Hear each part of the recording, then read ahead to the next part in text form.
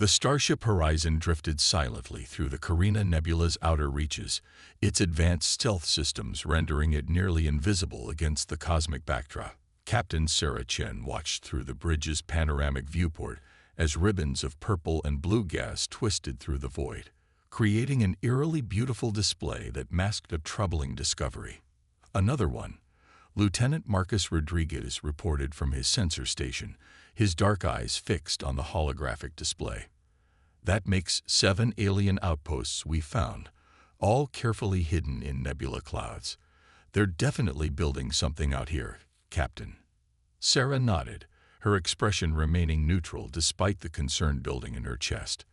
The Horizon had been tasked with mapping this sector 6 months ago, but what they'd found went far beyond simple astronomical survey work. These alien installations showed signs of advanced technology, and more worryingly, they all appeared to be military in nature. Update from the quantum analysis, Captain, called Dr. Emily Wong from her science station. These facilities are generating massive amounts of dark energy.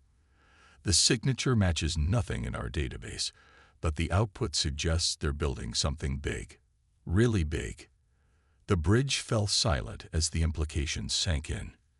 Humanity had spread across nearly 1,000 light-years of space, establishing colonies and trading posts throughout their sector of the galaxy. But in all that time, they'd never encountered another spacefaring civilization. Many had begun to wonder if they were alone in the universe. Now it seemed they had neighbors, and those neighbors had been watching them. "Ma'am," Marcus's voice carried an edge of urgency. Energy spike from the nearest outpost. They're powering up something massive. Before Sarah could respond, space itself seemed to tear open. A massive vessel emerged from what appeared to be a localized fold in space-time, its hull gleaming with an iridescent material that seemed to drink in the nebula's light. The alien ship was easily 5 times the size of the Horizon, its design unlike anything human engineers had ever conceived. "Battle stations," Sarah ordered calmly, even as klaxons began to sound throughout the ship. "But maintain stealth protocols. Let's see what they're up to before we make any hasty moves." The alien vessel hung in space like a predator, its hull bristling with what were unmistakably weapon emplacements. Then, without warning, it began broadcasting on all frequencies. The ship's AI translated in real time. "Attention, unidentified vessel. Your stealth systems are impressive, but primitive. We have been aware of your presence since you entered this sector. You will power down your systems and prepare to be boarded. The Concordiate must assess your species' level of development." Sarah's lips curved into a slight smile. The aliens might have detected their presence, but they clearly didn't understand what they were dealing with. The Horizon wasn't just a scout ship.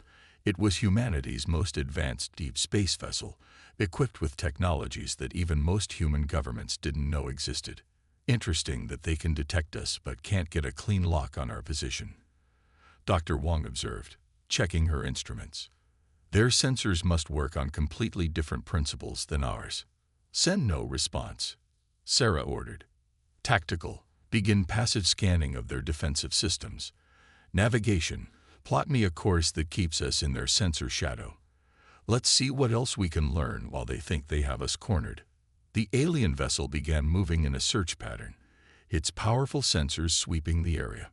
But the Horizon's quantum stealth system, based on principles that let the ship exist partially out of phase with normal space, kept them hidden in plain sight. "Captain," Marcus reported, his voice tense, "I'm detecting power buildups in their weapon systems. They're getting frustrated." "Good," Sarah replied. "The more they show us, the more we learn. Record everything. The Admiralty needs to know what we're dealing with." For the next hour, the Horizon's crew watched and recorded as the alien vessel demonstrated increasingly sophisticated search patterns and scanning techniques. But they also noticed something crucial. The alien ship's movements were predictable, following strict patterns that spoke of a rigid tactical doctrine. "They're methodical," Sarah observed. "Too methodical. There's no creativity in their search pattern, no adaptation.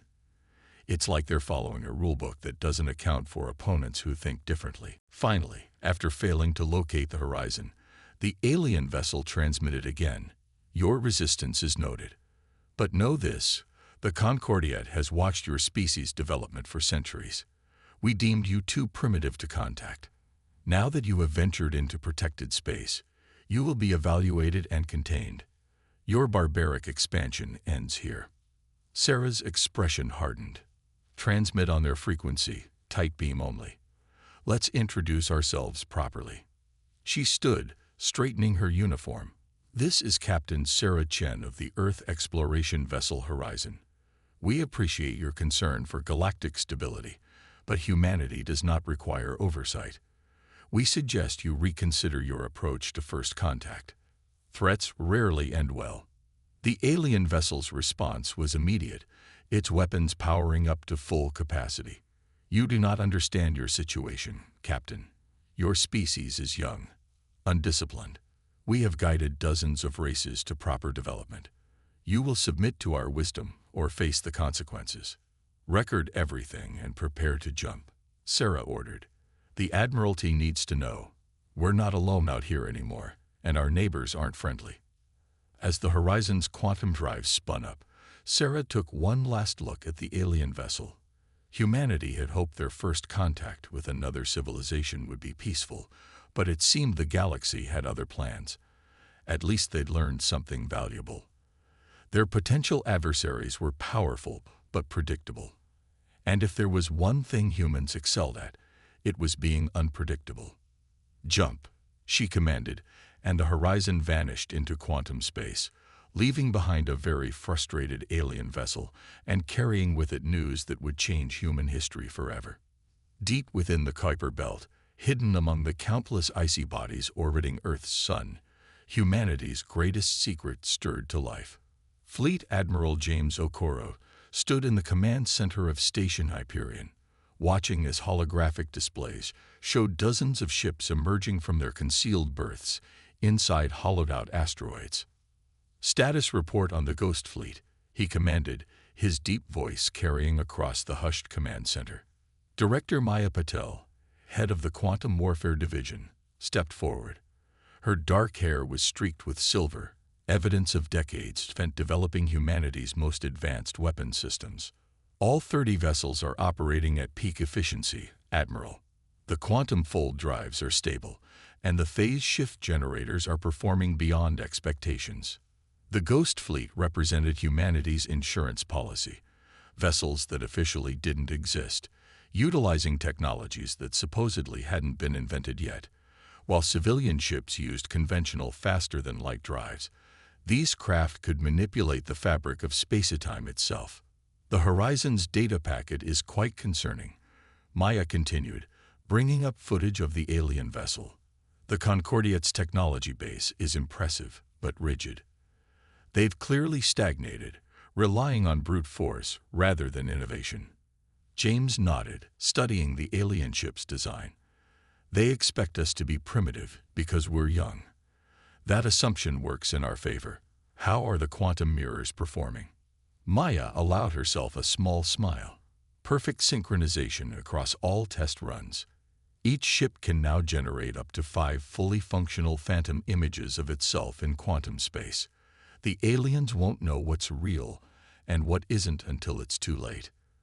The quantum mirrors were Maya's masterpiece, a system that created perfect duplicates of a ship by splitting its quantum signature across multiple probability states. Each phantom could fire weapons and register on sensors, making it impossible to determine which was the actual vessel.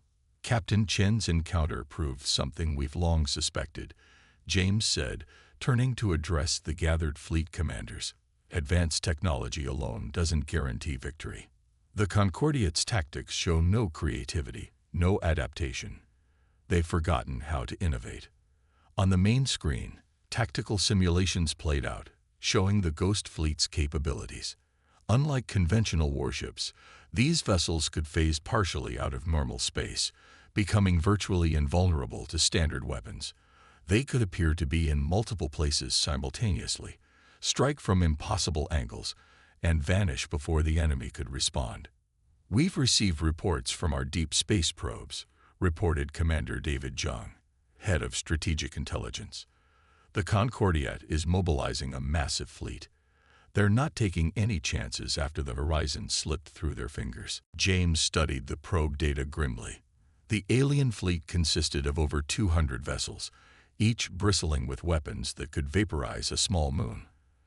Under normal circumstances, such overwhelming force would guarantee victory. But humanity had learned long ago that fighting fair was a luxury they couldn't afford. "They'll expect us to either submit or respond with brute force," James mused. "Instead, we'll show them something they've never seen before. Maya, initiate the Phantom Protocol." Maya's fingers danced across her console, sending encrypted commands to the Ghost Fleet. One by one, the ships seemed to flicker and multiply, each vessel generating its quantum duplicates.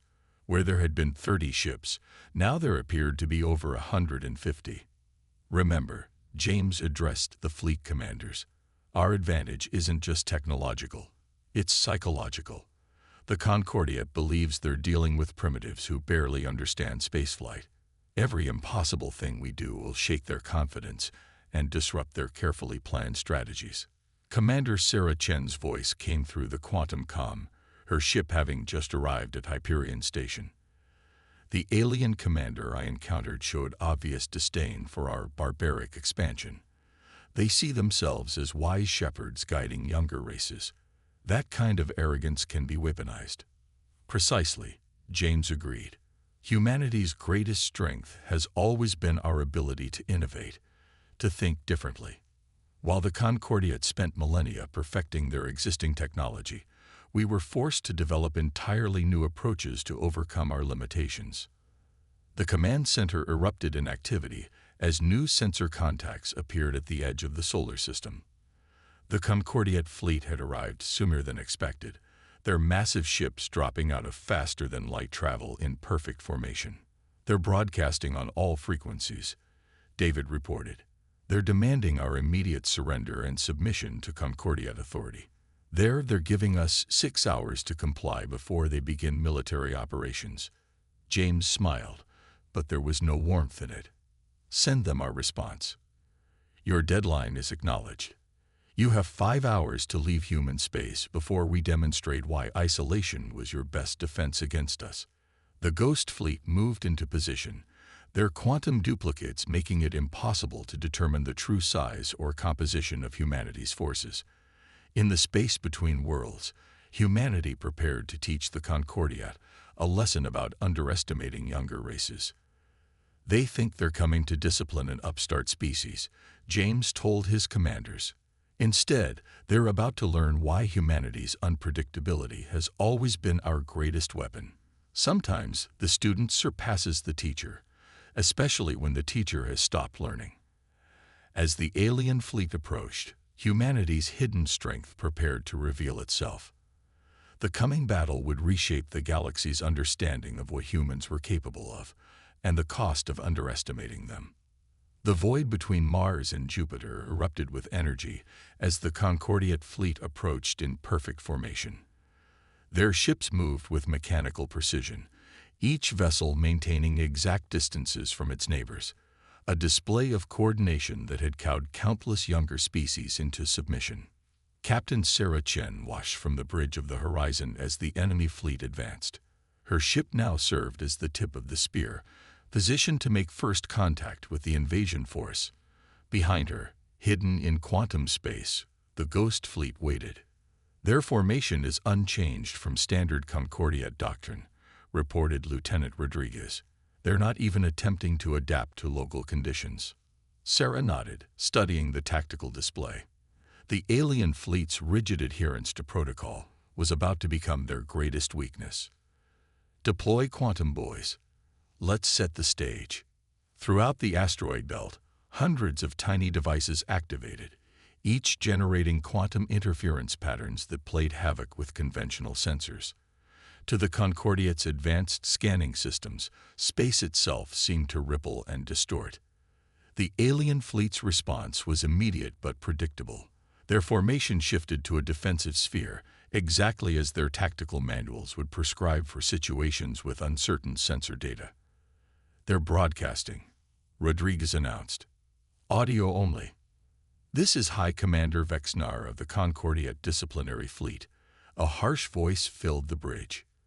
"Your primitive attempts at electronic warfare are noted but futile. Submit now, and your species will be granted provisional status under our guidance."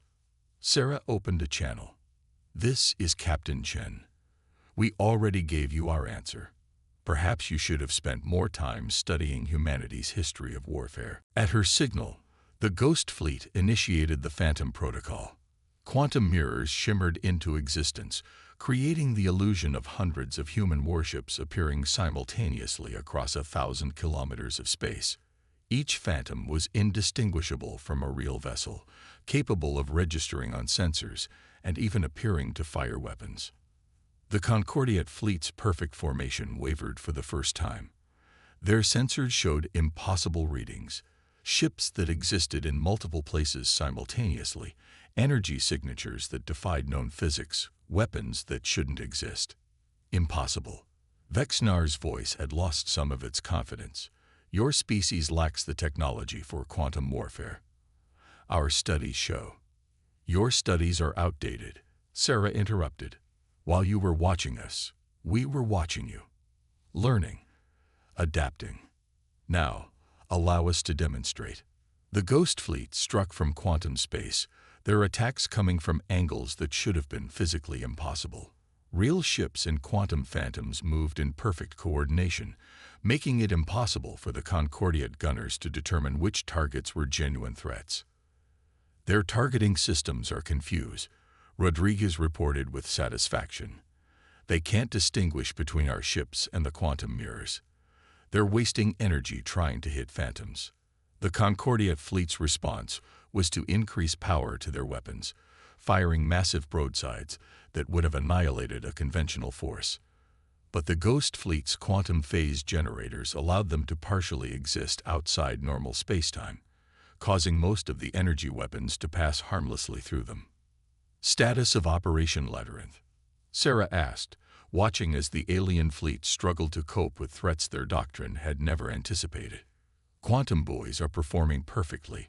Maya Patel's voice came through the command channel from Hyperion Station. "The interference patterns are creating a three-dimensional maze of false sensor readings.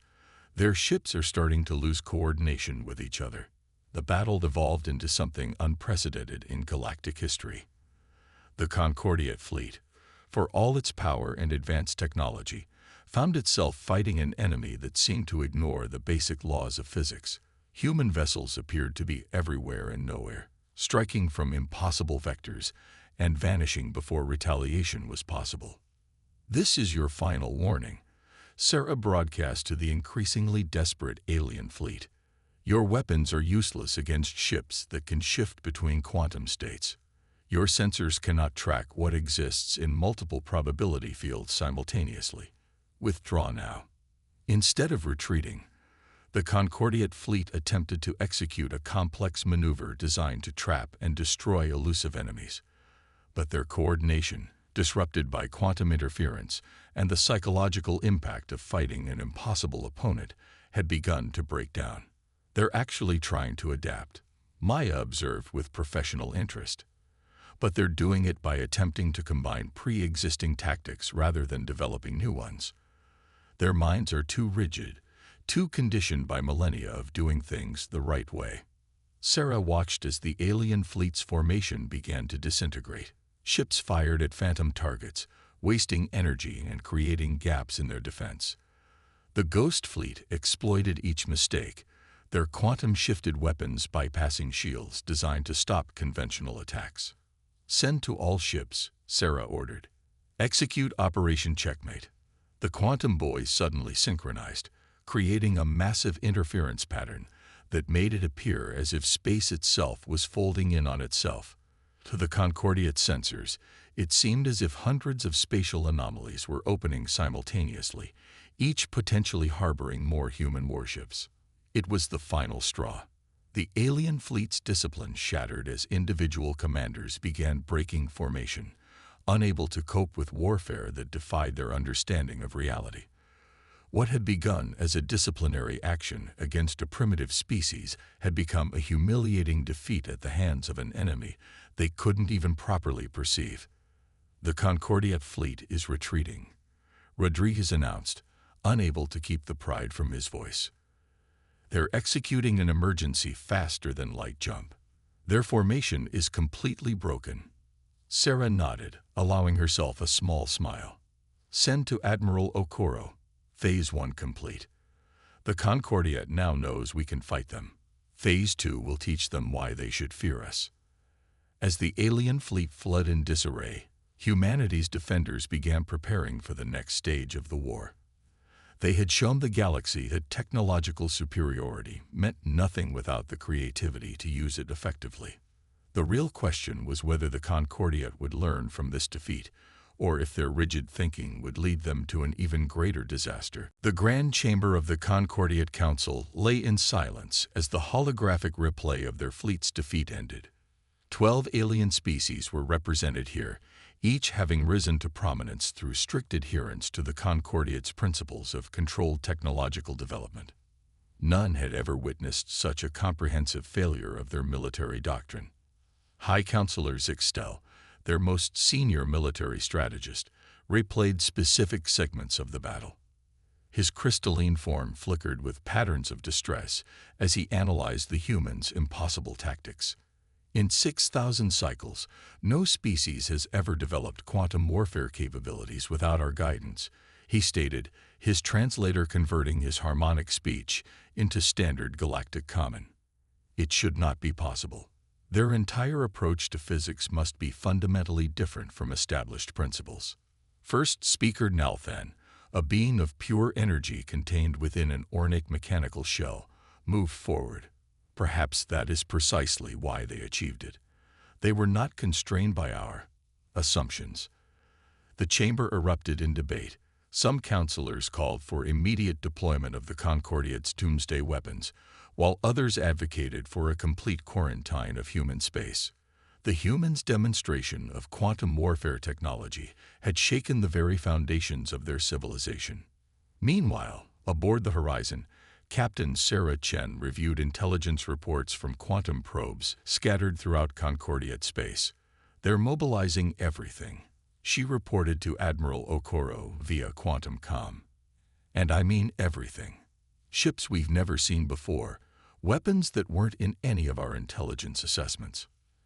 As expected, James replied, his holographic image flickering slightly. How are they adapting their tactics? Sarah brought up several tactical displays. That's the interesting part. Their ships are being retrofitted with what appear to be quantum detection systems, but they're based on fundamentally flawed assumptions about how our technology works. They're trying to counter what they think we're doing rather than what we're actually doing. Back in the Concordiat Council chamber, a new figure addressed the assembly. Dr. Envel, chief of their science directorate, displayed complex mathematical models. We believe we have decoded the principles behind human quantum warfare. Their ships appear to use quantum uncertainty to exist in multiple states simultaneously. High Counselor Zixtel's crystalline form brightened. Then we can counter it. Our new quantum detection grids will. You misunderstand. Envel interrupted, a serious breach of protocol that highlighted the gravity of the situation. We understand the principle, but their implementation is elegant in ways our science cannot replicate. They do not brute force quantum effects like our attempts. They dance with quantum uncertainty, using minimal energy to achieve maximum effect. In human space, the Ghost Fleet continued its preparations. Director Maya Patel had developed new quantum algorithms that allowed their ships to phase shift with even greater precision. The Concordiat's response will be massive, she explained to the fleet commanders. They have to prove that their way is superior, or their entire civilization might begin to question their fundamental assumptions. Her prediction proved accurate. Within days, the largest fleet ever assembled in Concordiat history emerged from faster-than-light travel at the edges of human space. Over 1,000 ships, including massive dreadnoughts that had never been deployed before, moved in formations so precise they seemed to defy natural law. "They've adapted their formation," Sarah noted, studying the enemy fleet. "Multiple layers, each operating on different quantum frequencies. They think they can counter our phase shifting by creating a quantum interference matrix." Admiral Okoro's expression remained calm. "And what they don't realize is that we anticipated this response months ago. Their rigid thinking makes them predictable, even when they try to innovate." The Concordiate Fleet's commander, now Supreme War Leader Vexnar, broadcast across all frequencies. "Humanity, your quantum deceptions will not save you this time. Our fleets now carry technologies designed specifically to counter your barbaric tactics. This is your final chance to submit to civilization." Sarah's response was to activate the Ghost Fleet's next evolution. The quantum mirrors spawned not just phantom ships this time, but entire phantom fleets, each operating on different quantum frequencies that the Concordiate's new detectors registered as real. "Impossible." Vexnar's broadcast carried genuine fear now. "Our sensors show thousands of ships. You cannot have built so many. The question you should be asking," Sarah replied calmly, "is whether we needed to build them at all. How do you fight an enemy who can turn your own certainty against you?" As the massive alien fleet tried to engage what they thought was a vast human armada, the real Ghost Fleet prepared to demonstrate why creativity would always triumph over rigid doctrine. The true battle for humanity's place in the galaxy was about to begin, and with it would come a lesson about the dangers of assuming that age automatically conveyed wisdom. Space rippled with quantum distortions as two of the most powerful fleets ever assembled faced each other in the void. The Concordiate's 1,000 ships hung in perfect formation, their new quantum detection grids humming with power.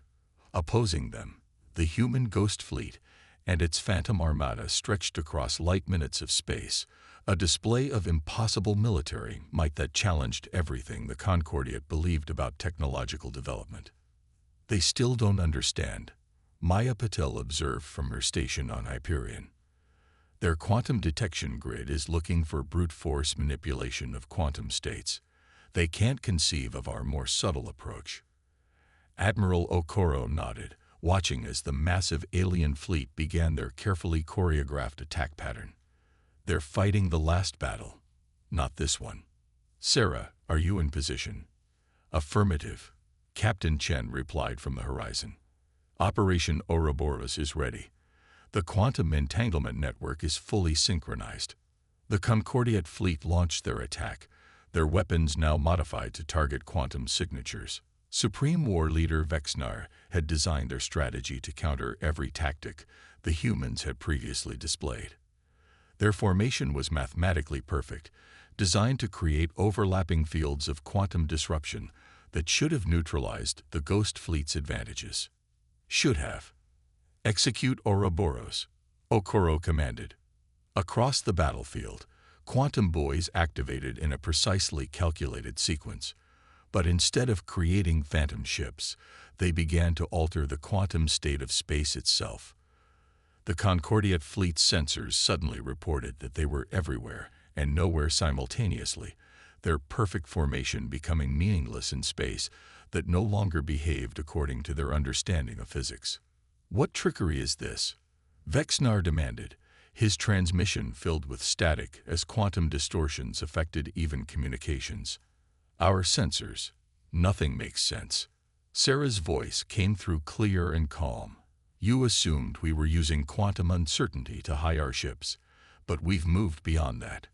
We're not hiding in quantum states anymore. We're changing how quantum mechanics works in local space." The Ghost Fleet struck, but not with conventional weapons. Each human ship generated its own quantum field, creating bubbles of altered spacetime that intersected and overlapped. To the Concordiate's horror, their weapons fire began passing through their own ships while missing human vessels entirely. "This is Director Maya Patel." A new transmission cut through the chaos. "Your fundamental assumption was that quantum mechanics must follow rigid, unchangeable laws. We discovered that the laws themselves can be locally rewritten if you understand them deeply enough. You've spent millennia perfecting your technology while we focused on understanding the nature of reality itself. In the Concordiate Council chamber, watching via quantum feed, Dr. Envel's instruments registered the impossible.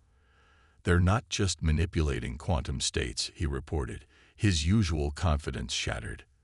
"They're redefining the quantum rule set in combat space. Every principle we based our civilization on. They're changing the laws of physics themselves." High Counselor Zixtel's crystalline form pulsed with patterns never before seen in their species. "How can we fight an enemy who can do that?"